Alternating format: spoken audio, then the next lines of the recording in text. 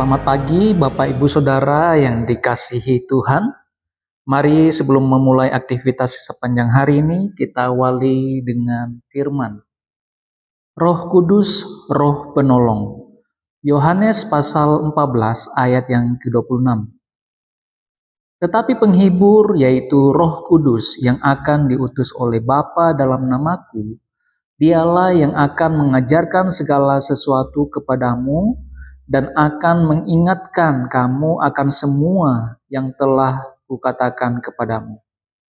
Saudara, saat Yesus akan meninggalkan murid-muridnya dan kembali kepada Bapanya yang di sorga, Yesus mengetahui bahwa hidup murid-muridnya tidak akan mudah. Murid-muridnya akan mengalami banyak sekali tantangan yang bisa melemahkan iman mereka. Sehingga Yesus mengutus Roh Kudus sebagai penolong untuk membantu murid-muridnya, supaya murid-muridnya tetap bisa menjadi saksi Tuhan, memberitakan Injil keselamatan dimanapun mereka berada.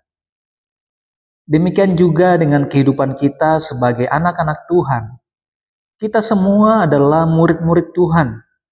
Dan tugas kita sebagai murid-murid Tuhan adalah menjadi saksi Tuhan dimanapun kita berada.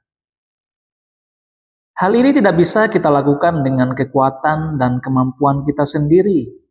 Kita membutuhkan Roh Kudus yang akan menolong kita sehingga kita mampu untuk menjadi saksi Tuhan dimanapun kita berada.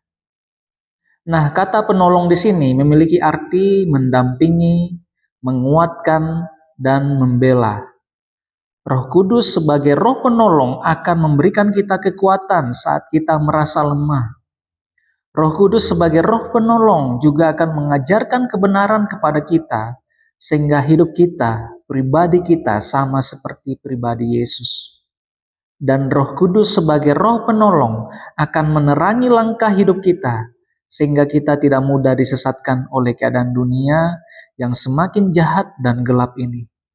Karena itu saudara, mari kita izinkan Roh Kudus untuk masuk dalam hati kita dan tinggal di dalam hati kita, karena tanpa pertolongan Roh Kudus kita tidak akan bisa menjadi saksi Tuhan dimanapun kita berada.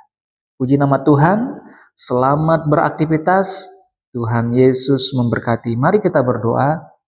Bapa, kami mengucap syukur buat renungan firman Tuhan yang boleh kami dengarkan pada pagi hari ini, yang kembali mengingatkan kami bahwa kami butuh Roh Kudus dalam menjalani hari-hari kami.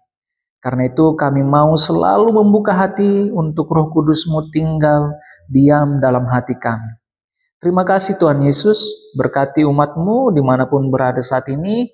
Di dalam nama Tuhan Yesus Kristus kami berdoa dan mengucap syukur. Amin.